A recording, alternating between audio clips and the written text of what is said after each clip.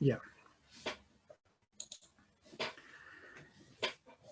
Entonces, tenemos que empezar diciendo, a nivel de los tegumentos, existen distintas clases o distintos receptores. ¿Cuáles son esos receptores que nos permiten discriminar todas las sensibilidades? Existen a nivel de la piel receptores táctiles conocidos con el nombre de Meissner y Meckel. ¿Ya? También existen los receptores de la temperatura. Tal es así que tenemos a los receptores del calor llamados los receptores de Ruffini. Receptores para el frío llamados los receptores de Krauss. Receptores para el peso y la presión. ¿Cómo se llaman esos receptores para el peso y la presión? Receptores de Pacini. Como están viendo acá se puede ver muy bien, estos receptores son clásicos. Se parecen a unas hojas en tela de cebolla, los receptores de Pacini, ¿ya? Para el peso y para la presión. Aumentemos acá, receptores posturales, receptores para la sensibilidad postural. Tenemos a los receptores llamados los receptores o aparatos o órganos de Golgi. Repito, receptores posturales llamados receptores o órganos de Golgi. Golgi se escribe. Y también los receptores posturales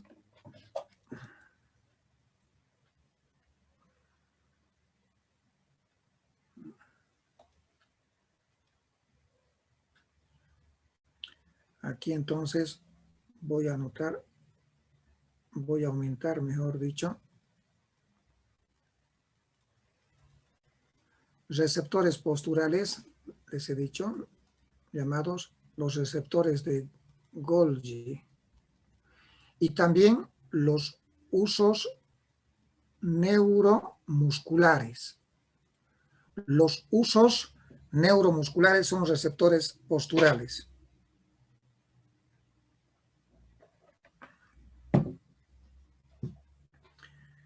Bien, ¿cómo se llaman los receptores para el dolor? ¿Qué receptores son los que discriminan en la piel el dolor? Se llaman las terminaciones nerviosas libres. Las terminaciones nerviosas libres. Terminaciones nerviosas libres. Esas son los receptores que discriminan el dolor. Ahí está. No es necesario. Dolor, entonces, terminaciones nerviosas libres. Pues bien, jóvenes, esos son los distintos receptores que existen en los tegumentos y transmiten todas estas sensibilidades. Bien.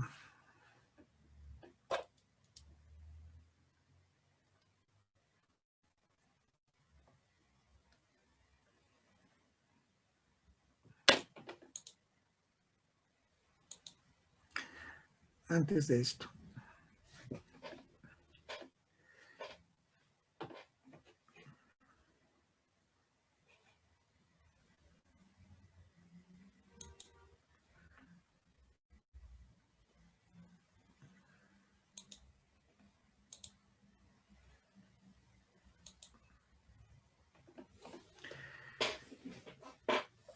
¿Cuántas clases de sensibilidades existen? ¿Cuáles son los tipos de sensibilidades que hay? Existen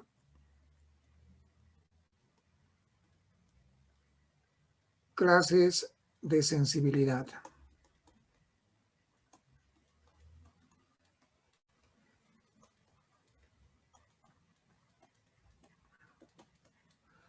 Dos clases de sensibilidad básicamente. La sensibilidad superficial y la sensibilidad profunda. Dentro de la sensibilidad superficial se encuentra la sensibilidad para el dolor la temperatura. Dolor, temperatura.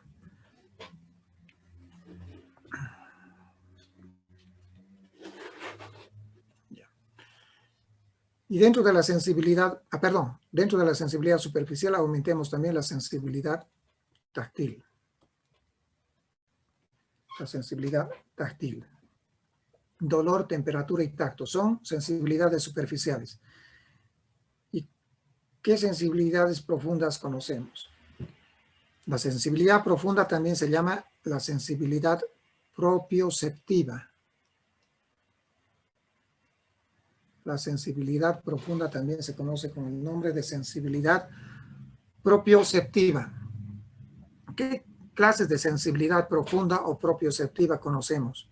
La sensibilidad vibratoria y la sensibilidad postural. Esas son las clases de sensibilidad que nosotros conocemos, jóvenes. ¿Cómo evaluamos la sensibilidad del dolor?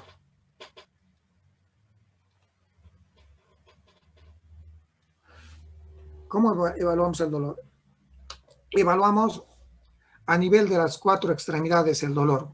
¿Cómo evaluamos? Con un alfiler o una agujita. Mejor un alfiler. O lo más práctico, lo que hacemos es agarrar un clip y la parte puntiaguda, ¿ya? Nos sirve para evaluar el dolor. Pero bueno, aprendan lo que se describe. Con un alfiler o una agujita. Se puede evaluar en la cara, en las extremidades superiores y en las extremidades inferiores. ¿Qué hacemos? Entonces nosotros le pinchamos. Le pinchamos con una agujita. Le decimos, ¿siente? No siente. ¿Siente? No siente. Sí siento, doctor, me duele. Cuando tiene alteraciones dirá, no siento o me duele muy poco, doctor.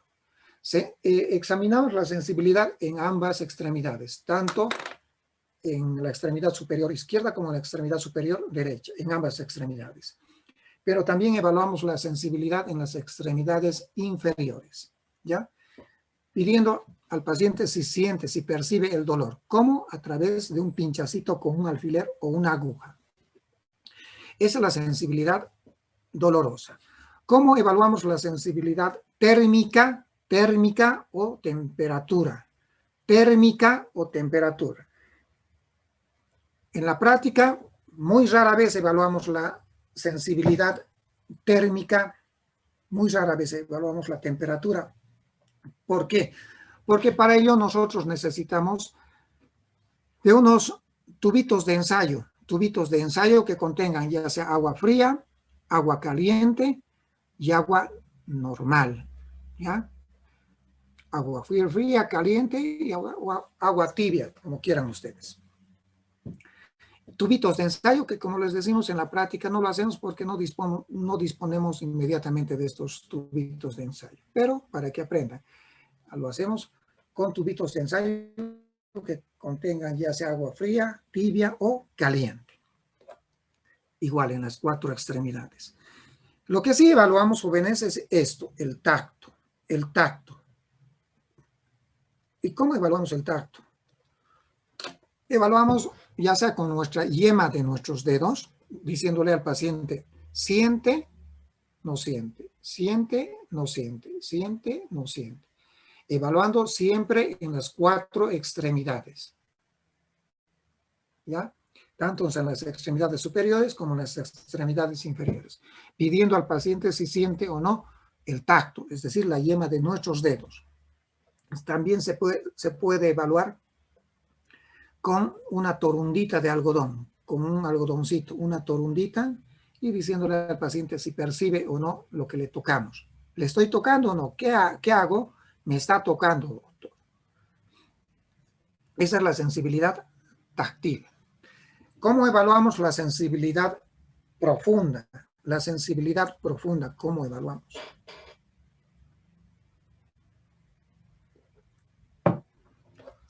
La vibratoria. Hay un aparatito que en otorrinolaringología les muestran y tiene más o menos esa forma. ¿Cómo se llama ese aparatito? El diapasón. Diapasón. Con el diapasón, ¿qué hacemos? Entonces nosotros producimos golpeamos, ¿ya? Agarramos la rama vertical y golpeamos. Golpeamos a este nivel. ¿Y qué pasa? Empieza a Vibrar. empieza a vibrar. Y esta partecita que estoy poniendo, la base, esa partecita lo colocamos en las 4 extremidades, en superficies óseas. Y le decimos al paciente, ¿siente o no? ¿Qué es lo que siente usted? ¿Qué es lo que siente usted? Y el paciente, ¿qué nos dice?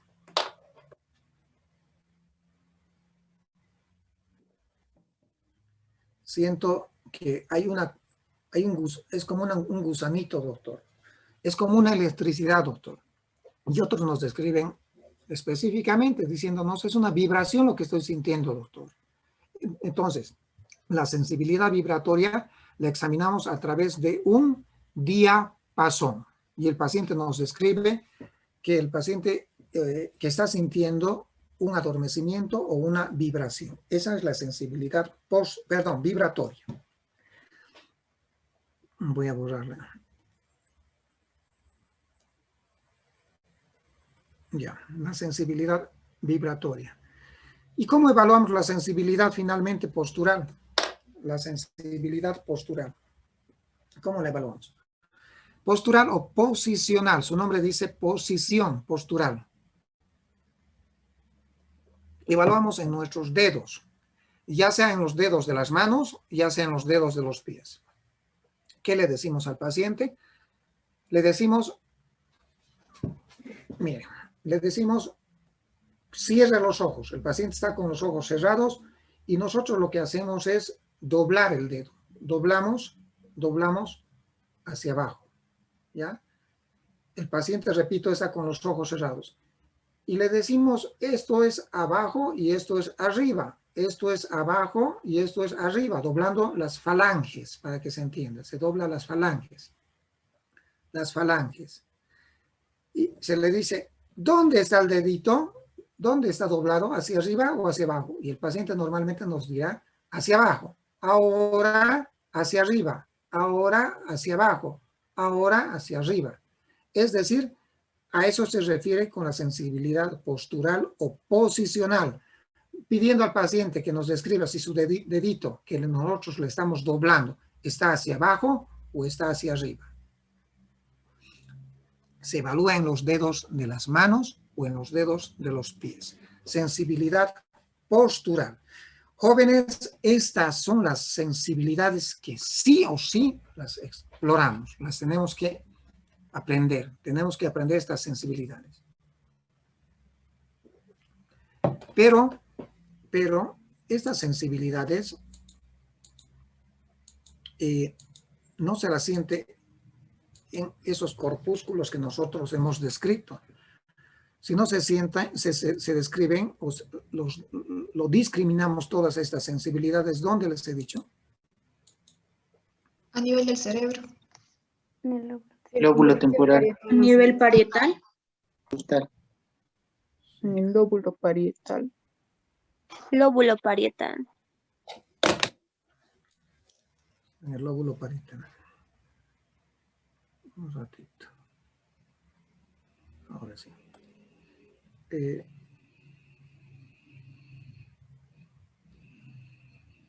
¿Se puede ver el corte del cerebro o no?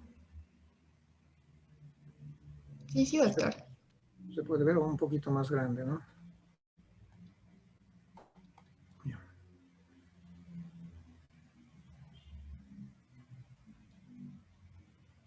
Ya. En el cerebro. ¿Y en qué parte del cerebro? En el lóbulo parietal. Hay un surco que divide el lóbulo frontal del lóbulo parietal. ¿Cómo se llama ese surco? La cisura de Rolando. Cisura de Rolando, cisura central también, o surco de Rolando o surco central. ¿Qué es esto? ¿Qué lóbulo será este que estoy dibujando y estoy rayando? La área frontal ascendente. Frontal ascendente. Frontal ascendente. Frontal ascendente. Aquí está la circunvolución frontal ascendente. ¿Qué área también se llama? De 4 4 de Brodmann. 4 de Brodmann. Esa área es una área motora. Área motora. Eso lo hemos aprendido en la primera clase. Hoy día vamos a hablar del área sensitiva. ¿Dónde está el área sensitiva? En el lóbulo parietal. Y el lóbulo parietal se divide también en lóbulos. Perdón, en circunvoluciones. Circunvolución frontal ascendente. Perdón, parietal ascendente. ¿Qué es esto? Parietal ascendente. Circunvolución parietal superior, ¿qué es esto? Y la circunvolución parietal inferior, ¿qué es esto? ¿Dónde está el área sensitiva? ¿En cuál de estas 3 circunvoluciones? Acá. ¿Cómo se llama a esta área? Parietal ascendente. En el área parietal ascendente.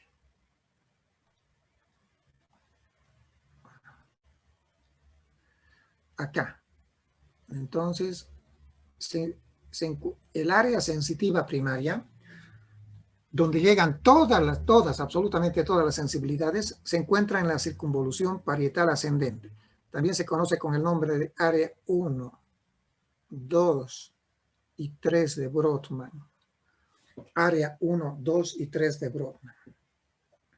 Pues jóvenes, todas las sensibilidades, absolutamente todas, llegan acá.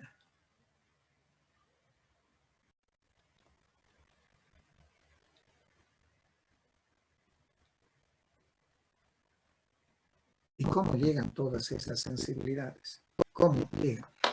Llegan a través de unos trayectos que se conocen con el nombre de vías sensitivas. Estas flechitas, entonces, son las vías, sensitivas. Son las vías sensitivas. Estos trayectos que estamos viendo acá, estos son las vías sensitivas.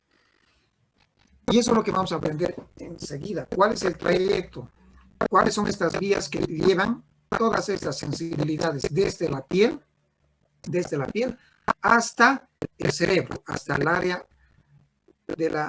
el área sensitiva, es decir, hasta la circunvolución parietal ascendente? ¿Cuáles son estas vías? Enseguida vamos a aprender.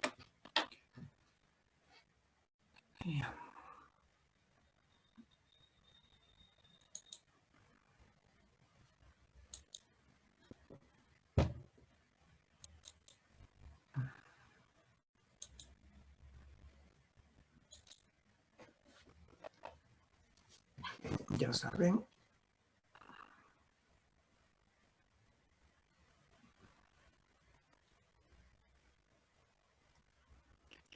Ya saben, entonces, nosotros tenemos ahí está mal. Tenemos el área sensitiva primaria a nivel de la circunvolución parietal ascendente. Área 1, 2, 3 de Brodmann. Si nosotros, jóvenes, vean, por favor.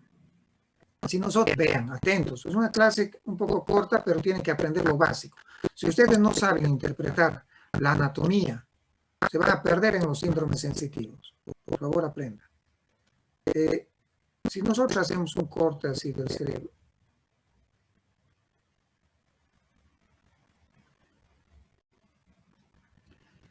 es decir, que el cerebro está así.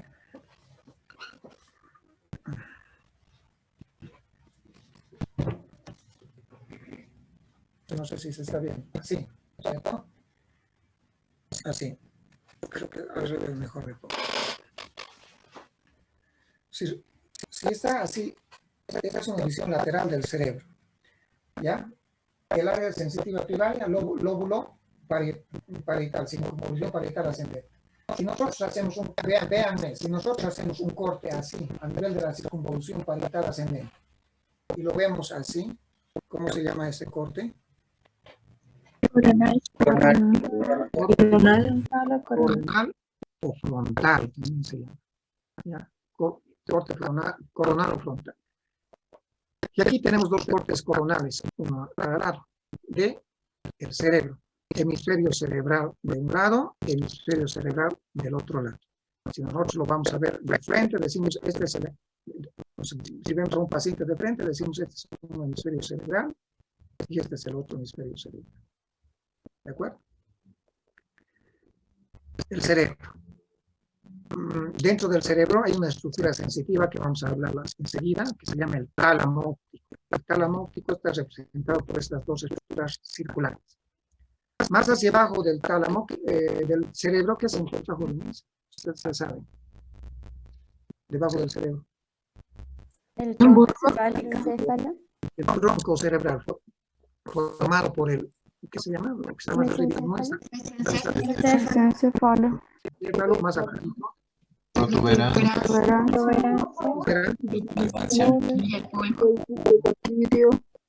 El bulbo raquídeo.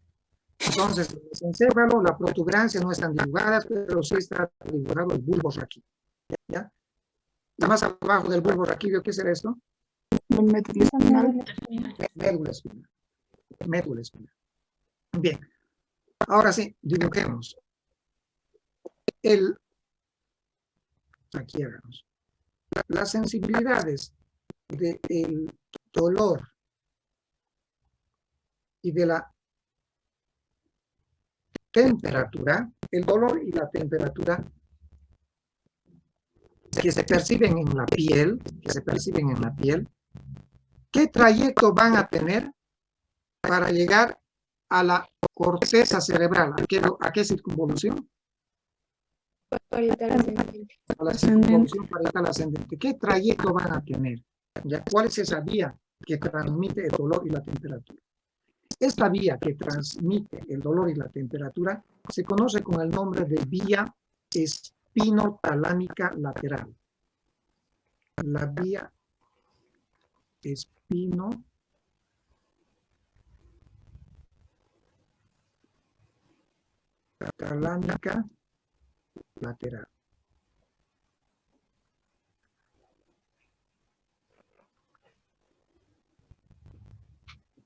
También se conoce con el nombre de vía lemniscal lateral. Lo voy a borrar rapidito, pero anoten. Lemniscal lateral. La vía del lemnisco lateral. Borramos. Vía lemniscal lateral. O espinotalámica lateral. Es la vía que va a conducir, repito, el dolor y la temperatura. Bueno, ¿cuál es ese trayecto de esta vía? Que va desde la periferia, desde la piel, hasta el cerebro. Consta esta vía espinotalámica lateral, consta de 3 neuronas. 3 neuronas. La primera neurona se origina en los tegumentos. La prolongación central de estas neuronas está en los tegumentos. Perdón, la prolongación periférica, en los tegumentos, que es estimulada por esos receptores del dolor, terminaciones nerviosas libres, les decía, ¿no? Si se trata de temperatura, ya sabemos. Krauss, frío, Ruffini, calor.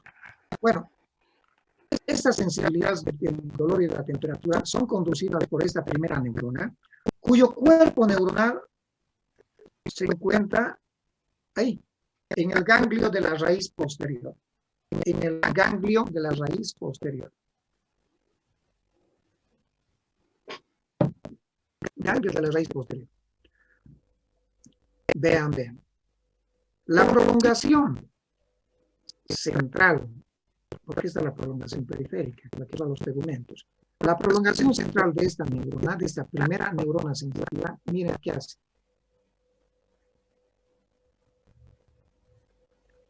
¿Dónde va? Hasta posterior. Regresa al asta posterior de la médula espinal. Donde hace sinapsis, ahí,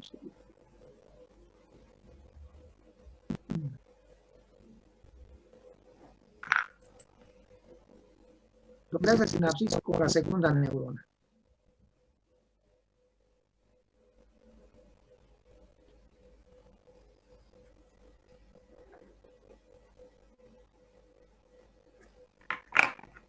Entonces, hace sinapsis con la segunda neurona sensitiva que se encuentra en la raíz posterior de la médula espinal. Esta segunda neurona sensitiva va a emitir su prolongación central que va a cruzar. ¿Qué es eso? Es comisura gris. La comisura gris de la médula espinal. La comisura gris de la médula espinal. Cruza, se va hacia el otro lado. Ubicándose ¿dónde? Cordón lateral. En el cordón lateral de la médula espinal. En el cordón lateral de la médula espinal. Luego, asciende.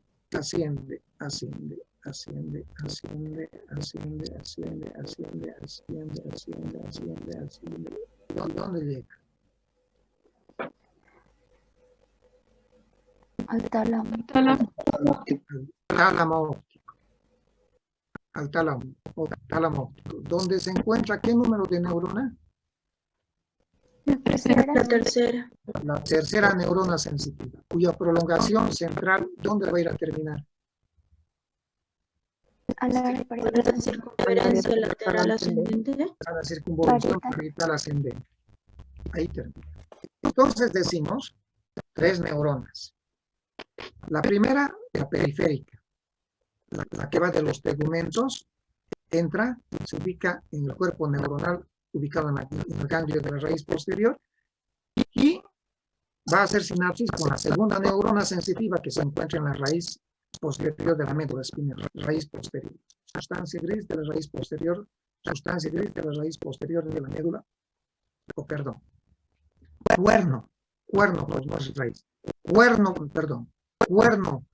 posterior, ya, el cuerno posterior de la sustancia gris de la médula espinal. El cuerno posterior. Ahí se encuentra la segunda neurona sensitiva. La prolongación central de esta segunda neurona sensitiva cruza hacia el otro lado por la comisura gris, ubicándose en el cordón lateral de la médula espinal contralateral, para luego ir ascendiendo por el tronco cerebral, es decir, bulbo, protuberancia, médula espinal, y finalmente llegar al tálamo óptico, donde va a ser sinapsis con la tercera neurona sensitiva, cuyo axón va a terminar en el área 1, 2, 3 de Brodmann, es decir, en la circunvolución parietal ascendente. ¿Comprendido? Esa es la vía del dolor, la vía espinotalámica lateral o lemniscal lateral. Bien. Ahora, ¿qué sensibilidades nos falta para explorar? Táctil, fina, vibratoria. La propioceptiva. Sí. Nos falta explorar la sensibilidad propioceptiva, correcto. ¿Cuáles son? Postura Postural y vibratoria. La postural, la vibratoria, ¿qué más falta? Táctil, fina. táctil.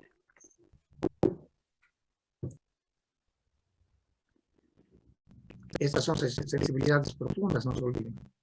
La postural, la vibratoria, sensibilidades propioceptivas o posturales. Y además de una sensibilidad superficial, como es la sensibilidad, ¿qué es? Táctil. Esas 3 sensibilidades, ¿qué camino siguen? Igual, desde la periferia, desde los tegumentos, piel, ingresan por la raíz posterior y el cuerpo neuronal, ¿dónde se encuentra? El ganglio de la raíz posterior de la médula espinal. Ganglio de la raíz posterior de la médula espinal. Miren qué trayecto sigue esta neurona.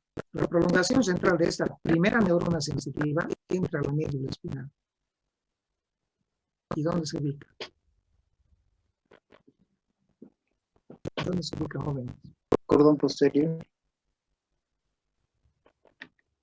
se ubica en el cordón posterior.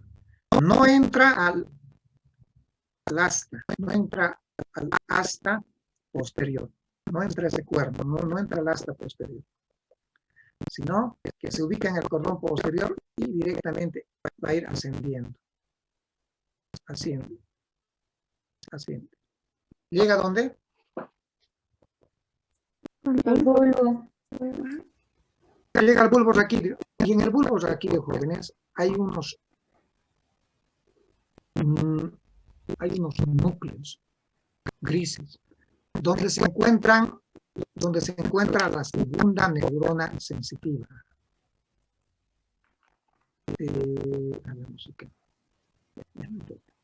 Hagamos aquí. Aquí se encuentra la segunda neurona sensitiva. Esos núcleos que se encuentran en el bulbo raquídeo, donde en su interior van a encontrar a la segunda neurona sensitiva, estos núcleos que corresponden a los núcleos de Gol y Burdach. Los núcleos de Gol y Burdach. El núcleo de Gol se llama también gracilis. Y el de Burdach se llama también cuneatus.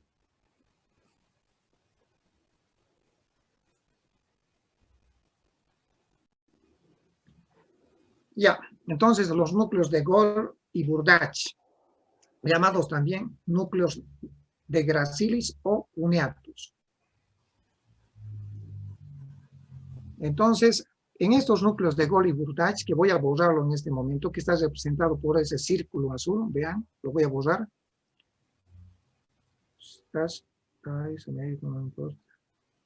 Esa estructura redonda representa el núcleo de Gol y Burdach, donde en su interior que se encuentra la segunda neurona sensitiva. La segunda neurona sensitiva.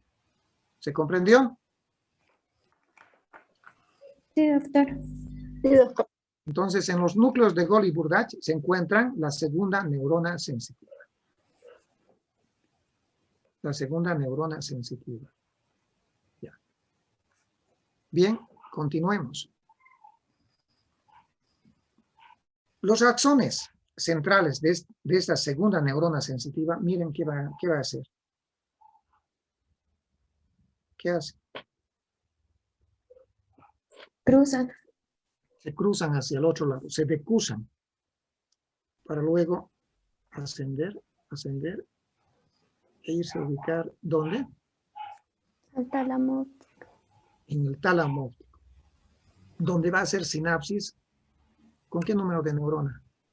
La tercera. Tercero. Con la tercera neurona sensitiva, que finalmente va a ir a terminar en la corteza sensitiva primaria, es decir, en la circunvolución parietal ascendente. Como verán, jóvenes, estas dos vías son cruzadas. Pero antes, ¿y cómo se llama esta vía que conduce a la sensibilidad postural, vibratoria y la sensibilidad táctil? Se llama la vía del cordón posterior,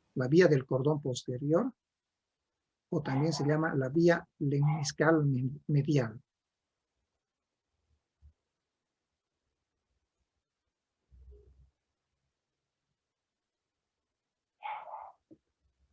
La vía del cordón posterior, ¿por qué es la vía del cordón? Porque se ubica en el cordón posterior de la médula espinal. O también vía lemniscal medial. ¿Ya? Más conocida como vía del cordón posterior, porque, repito, se ubica esta vía en el cordón posterior de la médula espinal. Bien, jóvenes. Estas vías, estas sensibilidades, mejor dicho, postural, vibratoria y táctil, son sensibilidades epicríticas. ¿Ya? Epicríticas. En cambio, la sensibilidad dolorosa y térmica es una sensibilidad protopática. Protopática. Nombres teóricos. Lo práctico es aprender todo esto que les estoy enseñando. Pues muy bien, jóvenes, muy bien. En base a esto, uno puede ya ir anunciando qué tipo de patología vamos a encontrar. ¿Qué tipo de patologías vamos a encontrar? ¿Qué tipo de síndromes sensitivos vamos a encontrar? Ayúdenme. ¿Qué síndromes sensitivos podemos encontrar entonces? Si la lesión, por ejemplo, es acá. Cortical. Tendremos un síndrome sensitivo cortical. Correcto. Un tumor cerebral, un cisticerco, un accidente cerebrovascular que esté afectando la circunvolución parietal ascendente puede producir alteraciones de sensibilidad cortical, que enseguida vamos a describir cuáles son esos signos síntomas. ¿Qué también vamos a tener? ¿Dónde también se puede afectar la vía sensitiva? A nivel del tálamo. Tendremos al síndrome sensitivo talámico.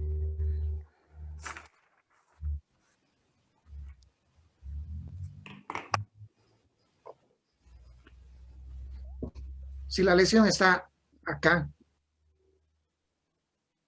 Síndrome sensitivo vulvar. Pues, Troncal. Síndrome sensitivo troncal, si está en el bulbo vulvar, si está en la protuberancia protuberancial, si está en el mesencéfalo, en forma general, síndrome sensitivo troncal. Si la lesión está acá, ¿cómo se llamará? Acá. Radicular. Síndrome sensitivo. Radicular. No, ¿acaso esto es radicular? Medular. Medular. Si la lesión está en la médula, medular. Y finalmente, si la lesión, pongamos acá, si la lesión está ya acá. Espinal. ¿Qué es todo esto? ¿Qué es todo esto? La raíz posterior. La raíz sensitiva. ¿Sí? Síndrome sensitivo, raíz. Suena feo. Radicular. Correcto. Síndrome sensitivo radicular, así se llama, porque es la raíz la que está afectada. Y no se olviden que en la raíz posterior existe esta bolita. ¿Cómo se llama esta bolita? Ganglio. El ganglio de la raíz posterior. El ganglio de la raíz posterior. ¿Ya? La raíz posterior con juntamente su ganglio. Si la lesión está en la misma raíz, síndrome sensitivo radicular. Si está en el ganglio de la raíz posterior, también se llama síndrome sensitivo radicular. ¿Ya? Síndrome sensitivo radicular. Bien. Algunos de estos síndromes los vamos a ver hoy día. ¿Ya? ¿Cuáles los vamos a ver? Los vamos a ver el síndrome sensitivo cortical, el síndrome sensitivo talámico y vamos a verlo el síndrome sensitivo radicular. El síndrome sensitivo troncal lo vamos a ver cuando estemos viendo pares craneales. Ya saben que en el mesencéfalo, en la protuberancia y en el bulbo raquídeo internamente están los pares craneales. Cuando llevemos pares craneales vamos a hablar acerca de los síndromes sensitivos troncales. Los síndromes sensitivos medulares, jóvenes, los vamos a hablar ya pronto. Tal vez la próxima clase vayamos a ver esto. Yo creo que de aquí a unas 2 o 3 clases. Vayamos a ver cuando se daña esto. ¿Y qué es esto? La sustancia gris. No, todo en forma conjunta, ¿cómo se La llama? médula. ¿Y en qué patología vamos a ver muy pronto? En los traumatismos raquimedulares. En los traumas raquimedulares, que es una patología muy frecuente, vamos a hablar de los síndromes sensitivos medulares. Hablaremos entonces de estos 3 síndromes que van quedando. Síndrome sensitivo cortical, el cortical.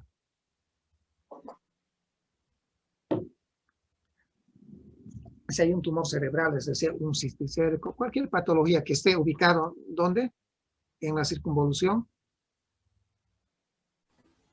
Ascendente. Parietal ascendente. Parietal Parietal ascendente. ascendente. ¿Se puede ver mi puntero? No. Sí. ¿Sí? Sí, doctor. Ya, entonces, si hay un daño a nivel de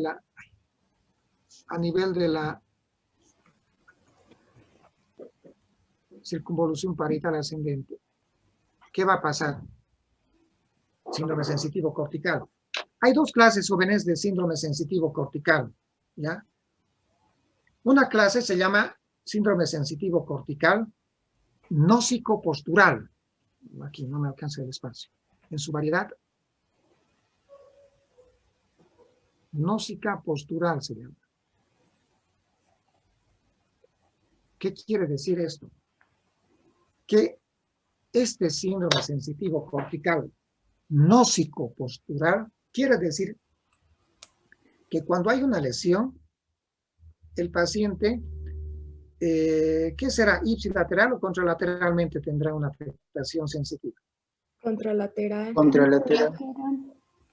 Están viendo, pues las dos vías son cruzadas. Solamente que la vía espinotalámica lateral se cruza inmediatamente en la médula. En cambio, la vía del cordón posterior o la meniscal medial se cruza, pero más arriba. Pero finalmente, en el bulbo. Pero finalmente ambas vías son cruzadas y terminan en el hemisferio cerebral contralateral. Por lo tanto, una lesión izquierda, una lesión del hemisferio cerebral izquierda nos va a producir una alteración sensitiva del hemicuerpo. ¿Del hemicuerpo qué? Derecho. Contralateral. ¿Derecho o izquierdo? Derecho. Derecho, contralateral derecho, ¿no es cierto? Correcto. Bueno, y esta variante nósico-postural, ¿en qué consiste? Que por una lesión hemisférica, por ejemplo, izquierda, contralateralmente, es decir, en el hemicuerpo derecho, el paciente, ¿qué va a tener? El paciente va a tener alteraciones en cuanto a la sensibilidad postural. ¿Se acuerdan de los deditos? ¿Dónde está tu dedito? ¿Hacia arriba o hacia abajo? ¿Se acuerdan o no? ¿Sí? No va a poder discriminar ese paciente contralateralmente dónde están los deditos, si están hacia arriba o si están hacia abajo. No sé si se está entendiendo, ya sea en los deditos de las manos y en los deditos de los pies. Si hay una lesión, repito, por ejemplo, izquierda, entonces, ¿qué va a tener el paciente? No va a poder decir si su dedo derecho está arriba o hacia abajo, tanto los dedos de las manos como de los dedos de los pies. No va a saber discriminar la sensibilidad postural. 1, 2, ¿qué más? El paciente va a tener, repito, lesión izquierda contralateralmente. En el hemicuerpo derecho, el paciente va a tener alteraciones de reconocimiento. Se llama astereognosia.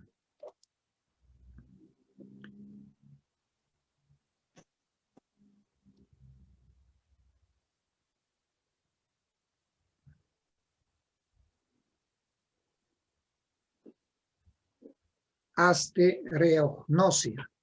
El paciente va a tener astereognosia. ¿Qué quiere decir? Astereognosia significa que el paciente no puede discriminar a través de su tacto, del sentido del tacto, no puede discriminar con los ojos cerrados. Se le dice, a ver, cierra tus ojos, bien, ahora se le pone algo, cierra los ojos, ahora se le pone algo en su mano y se le dice, ¿qué sientes? ¿Qué sientes? ¿Ya? ¿Qué sientes? El paciente hará esto, nos dirá, finalmente es una llave, se hace más fácilmente con un llavero, o le pondrán una cosa medio tubular que todos tenemos, sobre todo ustedes. ¿Qué es esto? Le dirá, ¿qué es esto? ¿Qué es esto? Con los ojos cerrados, el paciente hará esto, dirá, es un bolígrafo, ¿de acuerdo? Entonces, le ponen distintos objetos en su mano, bolígrafo, billetera, peine, llaves, que es lo más frecuente que tenemos, Y el paciente normalmente discrimina con su tacto qué es lo que tiene en su mano. Pero si tiene una astereognosia, el paciente no puede discriminar. Dice, no sé, doctor, qué es, no sé qué es, no puede decir qué es lo que está agarrando en su mano. A esto se conoce con el nombre de astereognosia. ¿Ya? Entonces ya tenemos en la variante gnósico-postural alteración de la sensibilidad postural. Repito, contralateralmente. ¿Qué tenemos? Astereognosia. ¿Qué también tenemos? Tenemos también fenómeno de extinción sensitiva, se llama. El fenómeno de la extinción sensitiva. Fenómeno de extinción sensitiva. ¿Qué quiere decir? Que si nosotros exploramos, vean, mírenme, al mismo tiempo, si nosotros exploramos en forma separada, un lado, y el otro lado, un lado, en forma separada, un lado, y el otro lado, por ejemplo, sensibilidad táctil en los dos lados, separadamente les decía. ¿Sientes que te hago? Con los ojos cerrados siempre. El paciente dice, me está tocando, doctor, un lado de mi cuerpo, el lado izquierdo. Ahora, ¿qué te hago? Me está tocando, doctor, el otro lado, el lado derecho. Me está tocando. Es decir, cuando nosotros exploramos separadamente, independientemente, ambos hemiscuerpos, con los ojos cerrados, entonces el paciente puede discriminar, en este caso el tacto. Me está tocando mi lado izquierdo y ahora me está tocando mi lado derecho. En forma independiente, cuando examinamos, puede discriminar el paciente. Pero si nosotros le examinamos al mismo tiempo, con nuestros dos deditos al mismo tiempo, ambos hemiscuerpos, ¿ya? Solamente siente en un lado y no siente en el lado afectado. No siente en el lado afectado. Por ejemplo, si la lesión es izquierda, ¿en qué lado no sentirá? Derecho. Derecha. A este lado, al lado derecho. No siente. Dicen, me está tocando mi lado izquierdo, doctor, cuando en realidad le estoy tocando los dos lados. A eso se llama fenómeno de extinción sensitiva. Y también puede existir, finalmente, la anosognosia. Anosognosia. ¿Qué quiere decir? Que en estadios ya extremos, el paciente prácticamente desconoce su hemicuerpo dañado. Por ejemplo, lesión izquierda, repito, dice, o sea, cuando le estamos explorando el lado contralateral, que es el que tendría que estar afectado, en estadios extremos, no solamente dice, no siento, doctor, el lado derecho, no siento el lado derecho por lesión izquierda, no siento acá, sino dice, ¿qué me está tocando? Te estoy tocando el lado derecho de tu cuerpo.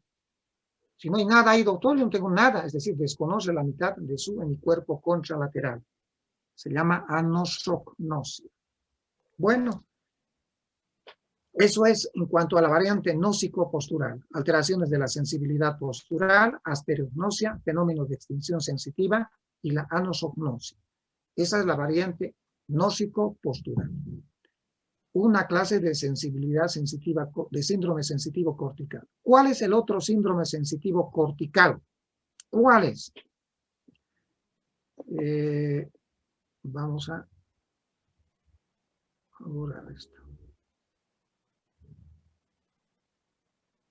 La otra variante de síndrome sensitivo cortical se llama la de pérdida completa de la sensibilidad. Pérdida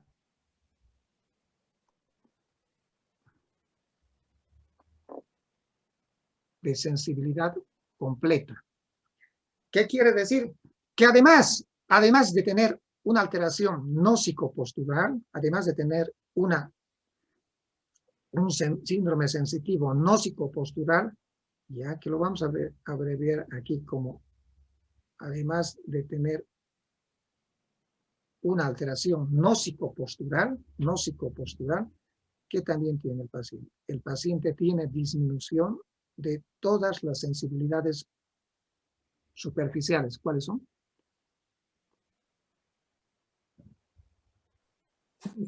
Olor. Olor, temperatura y el dolor.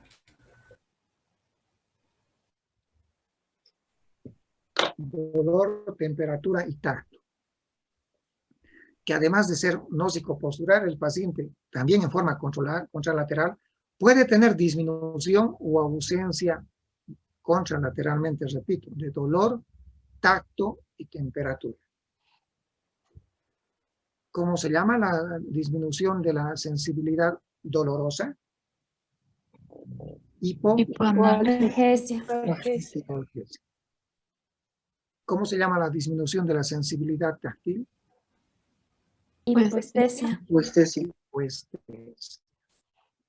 Hipoestesia. Entonces va a tener hipoestesia, hipotermoalgesia. Ya, estas son las variantes de síndrome sensitivo cortical. Sigamos. Repito, contralateralmente, porque las vías sensitivas son cruzadas.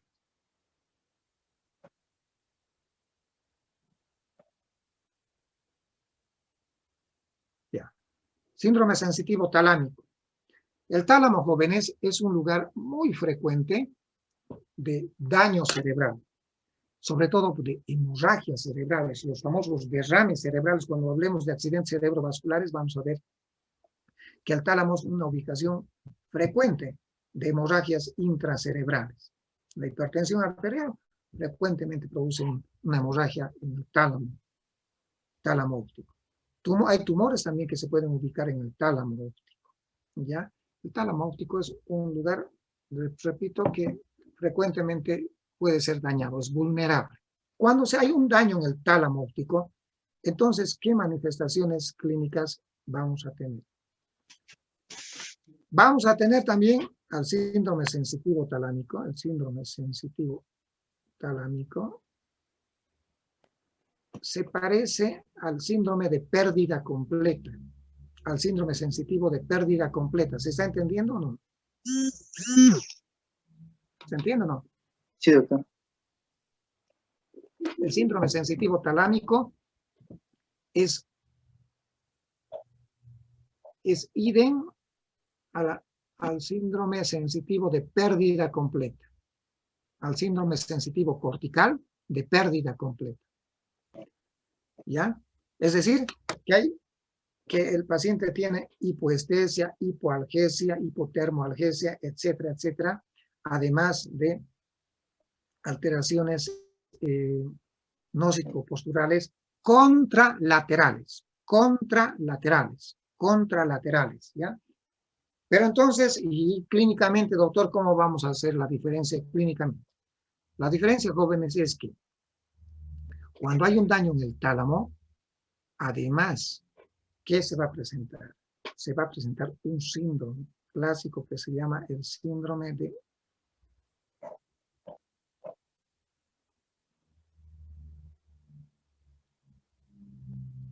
Dejerin-Roussy. El síndrome de Dejerin-Roussy.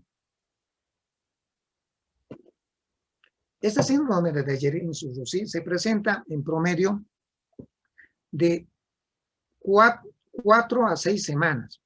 4 a 6 semanas en promedio, después de haberse producido el daño en el tálamo óptico.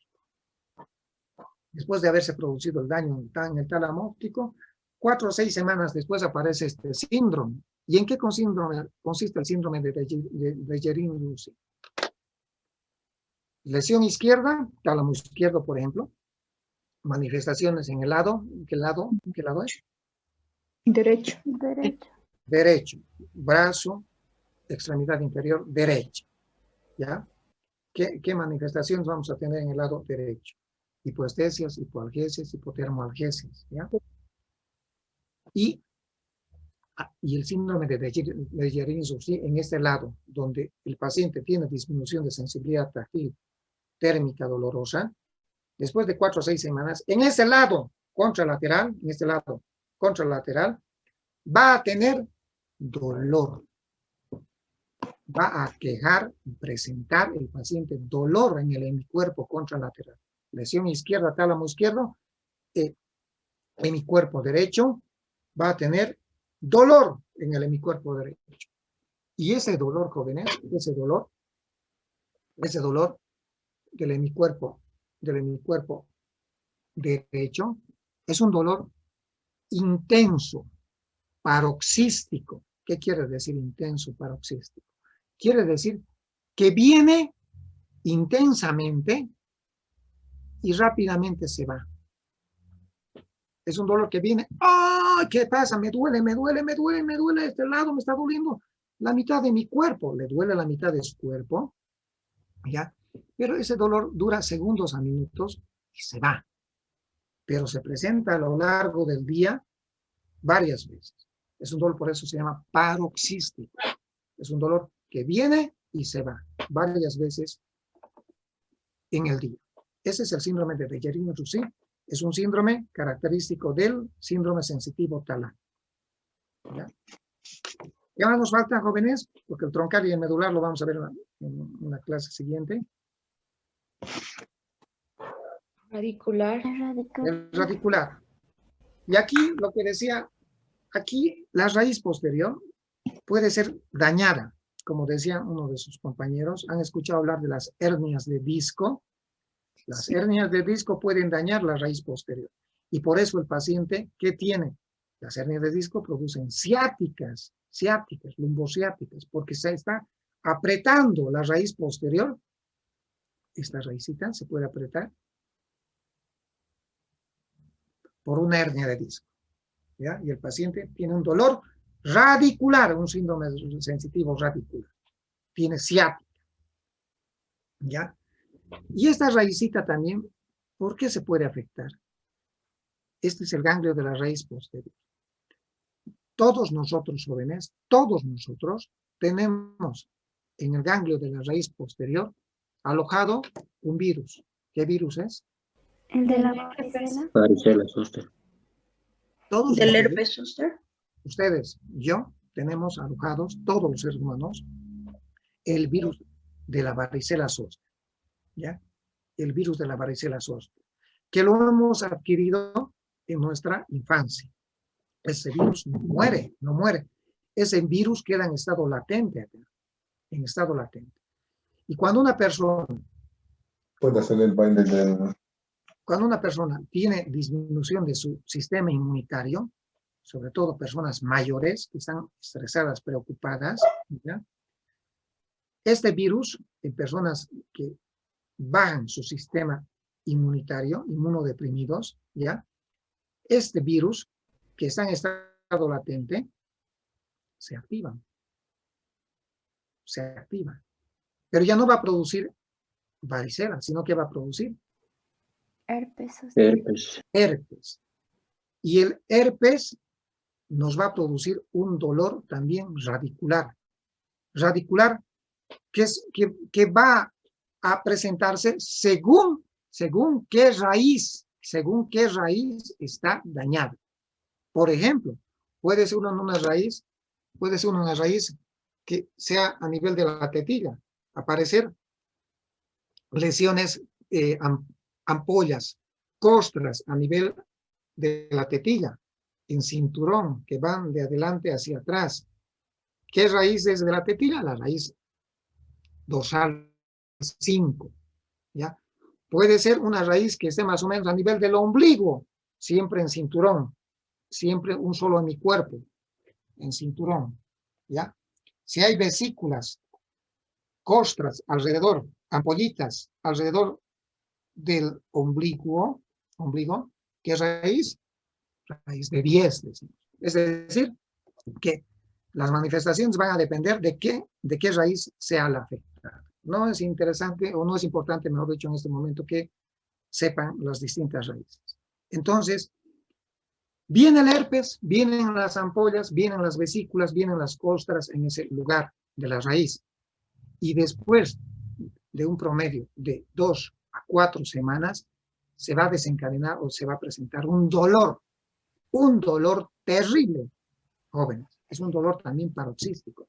Es un dolor que viene y se va. Es un dolor intenso.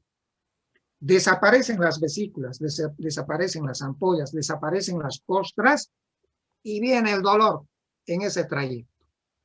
Ese es un dolor radicular. Bueno, si quieren, sáquenle fotos porque voy a mostrarles unas diapositivas para que sus conceptos sean más sólidos. ¿Puedo?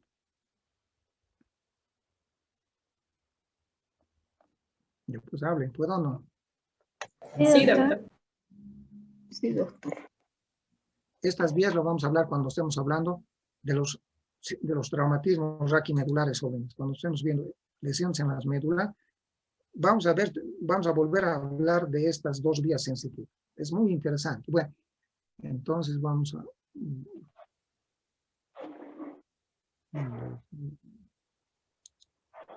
Ya, ahora veamos esto. Esto ya hemos visto, sigamos. Es un repaso, ya no necesitan estar escribiendo, un repaso, nada más. Vean, la vía espinotalámica lateral. Esta es la vía espinotalámica lateral, jóvenes, porque también hay una vía espinotalámica anterior, por cierto.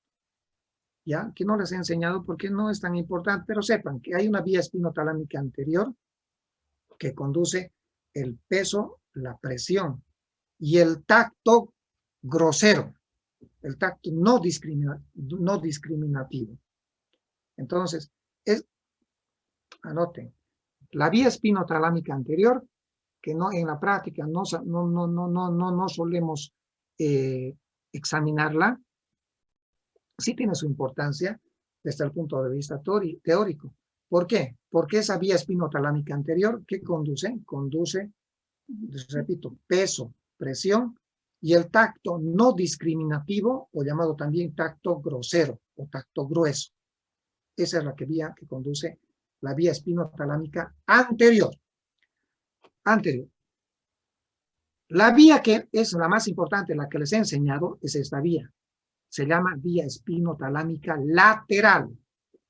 Lateral. Ya saben qué conduce, dolor y temperatura. Y el trayecto es ese.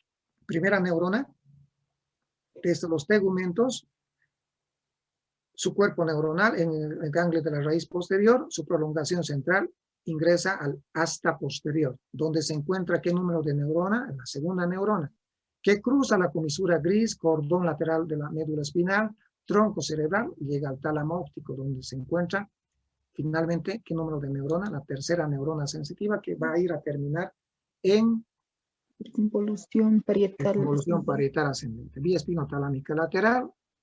Ahora vamos a hablar la vía del meniscal medial o vía del cordón posterior, llamada también, que desde los tegumentos ingresa por la raíz posterior, no entra al cordón posterior, sino directamente asciende hasta el bulbo raquídeo, y en el bulbo raquídeo hace sinapsis en los núcleos de Golgi-Burdach, donde se encuentra ¿qué número de neurona?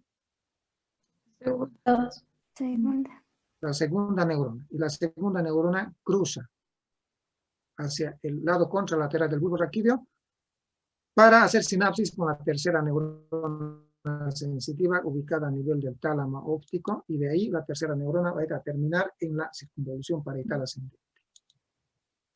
Lo mismo, no se olviden, circunvolución parietal ascendente o área 1, 2, 3 de Brodmann. Dolor, temperatura, lo mismo. Ganglio de la raíz posterior, sinapsis en el asta posterior, segunda neurona, de ahí cruza al cordón lateral de la médula espinal, ya, asciende, tálamo óptico, y finalmente, tercera neurona, circunvolución, va a terminar la circunvolución parietal ascendente aquí. La vía que conduce el tacto fino, el tacto discriminativo, tacto epicrítico, también llamado, además de la propiocepción o sensibilidad profunda, es decir, vibratoria. ¿Y qué más? Postura. ¿Qué más? postural y vibratoria, esto es el propioceptivo llamado también sensibilidad profunda. Esta es sensibilidad profunda, no se olvide. En cambio, el tacto epicrítico o tacto discriminativo es una sensibilidad. ¿Qué sensibilidad? Superficial. Superficial. Estas sensibilidades siguen el mismo camino. Raíz posterior, pero, no entra la asta posterior, sino que se ubica en el cordón posterior y asciende ipsilateralmente. ¿Dónde? Al bulbo raquídeo. ¿Sí? Al bulbo raquídeo, donde se encuentran los núcleos de Golgi-Burdach, y en estos núcleos de Golgi-Burdach se encuentra la segunda neurona sensitiva, que va a cruzar el bulbo raquídeo y va a ascender, ubicándose en el tálamo contralateral, en el tálamo óptico, y de acá hace sinapsis con la tercera neurona sensitiva, que va a terminar en la circunvolución parietal ascendente. Las dos vías son cruzadas. Están viendo muy bien. Hemos hablado de los síndromes sensitivos, del cortical, del talámico. No hemos hablado del medular, pronto lo vamos a hacer. Y sí hemos hablado del radicular. Y dentro del síndrome sensitivo radicular les he dado como ejemplo las ciáticas y el herpes zóster. ¿Qué podemos decir? Estito me estaba olvidando. El síndrome de Bellarin-Russy también se llama hiperpatía talámica. ¿Por qué se llama hiperpatía talámica? Porque ya saben que el paciente después de tener, después de 2-4 semanas de tener una disminución de la sensibilidad en el lado contralateral, después de esas 2 a 4 semanas, ¿qué va a referir el paciente? Dolor. Dolor. Y ese dolor, jóvenes, puede ser desencadenado simplemente tocándole al paciente, hipersensible para que entiendan. ¡Ay, me está tocando! Me está quemando. Si la pena le estoy tocando. No, me está quemando, doctor. Es decir, está hipersensible, por eso se llama hiperpatía. Puede ser desencadenado frente a estímulos simples, o puede ser desencadenado en forma espontánea también, espontánea. Ahí está, tenemos por ejemplo una hernia de disco que está comprometiendo, por ejemplo, la raíz L5, las raíces más bien que producen ciática, las más frecuentemente comprometidas son la L4, L5 y la S1. Miren, la hernia de disco, esta hernia de núcleo pulposo también se llama, está apretando esto, que es la raíz.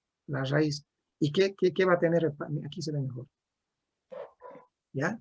¿Y qué va a tener el paciente? Dolor. En este caso, es del lado izquierdo. El paciente va a tener dolor, una ciática en el lado izquierdo por compromiso ya sea de la raíz L4, L5 o L6. Pero también un síndrome sensitivo radicular es cuando la lesión se ubica en el ganglio de la raíz posterior. Ejemplo, el virus de la varicela zoster, el herpes zóster. ¿Qué nos puede producir después de que estas costras, estas vesículas desaparezcan? Puede producirnos un dolor en ese trayecto. Por ejemplo, este trayecto aproximadamente corresponde a la raíz de 8 de 9. No importa, les decía, no importa, dorsal 8, dorsal 9. Entonces, desaparecen las costras, desaparecen las ampollas y el paciente va a tener dolor paroxístico, un dolor punzante que viene y se va, ¿ya? Un dolor a veces cerebral. El herpes zóster también puede comprometer el nervio trigémino, ¿ya? El nervio trigémino, la neuralgia del trigémino, el herpes que se ubica en la cara es por compromiso del nervio trigémino. No, esto es otra cosa. Entonces, nos quedaría pendiente esto, los síndromes sensitivos medulares, ¿ya? Y los troncales, que lo vamos a ver cuando veamos pares craneales. Listo. Una clase lenta, pero espero que hayan aprendido, porque los he repetido varias veces. Ya está. Ya. ¿Alguna pregunta, jóvenes? Buenas noches, doctor. Yo tenía 2 consultas. La primera es, entonces, ¿los analgésicos a qué nivel llegarían a actuar? Hay analgésicos que actúan a nivel periférico, y hay analgésicos que actúan a nivel central. Dependiendo de, por ejemplo, en estos casos, sobre todo en los síndromes radiculares, nosotros podemos utilizar analgésicos que actúan a nivel periférico y central. En las neuralgias, lo que nosotros utilizamos más frecuentes son analgésicos que actúan a nivel central. El tramadol, opiáceos son los analgésicos que utilizamos. O sea, usamos tanto analgésicos que actúan a nivel periférico y central. Está bien, doctor. Y en caso de lo que sería la afección de lo que es el nervio trigémino, entonces ¿sería una lesión radicular o igual sería una cortical? O ganglionar en realidad. Es radicular, porque el nervio trigémino corresponde a o es el equivalente, mejor dicho, de una segunda neurona. Un ratito te voy a explicar. Les he dicho que existen dos neuronas.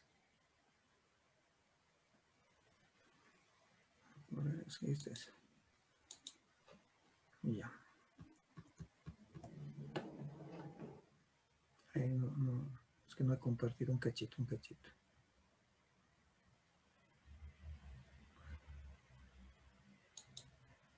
Y ahora sí, compartir.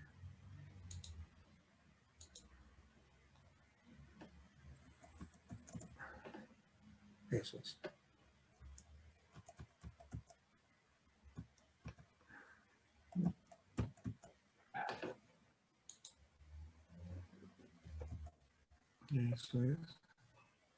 Eso es. Ya.